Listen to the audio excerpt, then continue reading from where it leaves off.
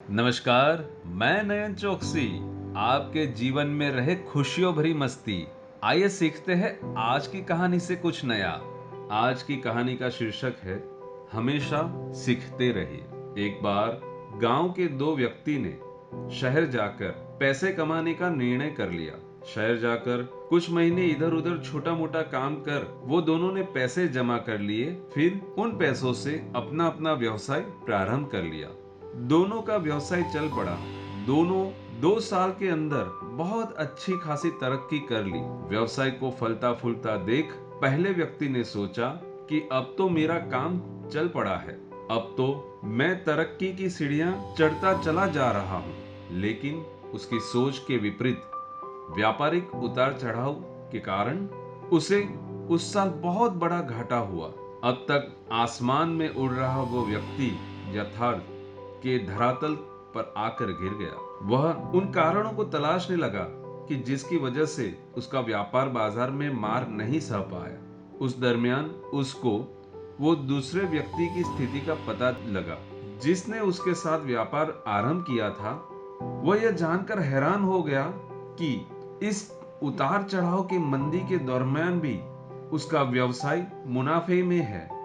उसने तुरंत ही उसके पास जाकर इसका कारण खोजने का निर्णय ले लिया। अगले ही दिन वह उस दूसरे व्यक्ति के पास पहुंचा। दूसरे व्यक्ति ने बहुत ही आदर सत्कार के साथ उसके आने का कारण पूछा। तब पहला व्यक्ति बोला, दोस्त, इस वर्ष मेरा व्यापार बहुत ही मंदा चल रहा है। वो बाजार की मार को झेल नहीं पाया, बहुत नुकसानी हुई। तुम भी तो यही व्यवसाय करते हो। तुमने ऐसा क्या किया कि यह उतार चढ़ाव के दरमियान तुम्हें मुनाफा कमाया? यह बात सुनकर दूसरा व्यक्ति बोला, भाई, मैं तो बस सीखता जाता हूँ अपनी गलतियों से, और आने वाली जो भी समस्या है उसने भी सीख लेता हूँ और आगे बढ़ रहा हूँ। इसलिए जब दोबारा वैसी समस्या सामने आती है तो उसका सामना अच्छे से कर पाता हूँ और उसके कारण मुझे नुकसान नहीं उठाना पड़ता। बस ये सीखने की प्रवृत्ति ही है जो मुझे जीवन में आगे बढ़ा रही है। दूसरे व्यक्ति की बात सुनकर पहले व्यक्ति को अपनी भूल का एहसास हो गया। सफलता के मद पे अति आत्मविश्वास से भर उठा था और सीखना छोड़ दिया था। वो यह प्रण करके वापस लौटा कि मैं भी सीखना नहीं छोड़ूंगा। उसके बाद उसने कभी पीछे मुड़ के नहीं देखा और तरक्की की सीढ़ियां चढ़ने लगा।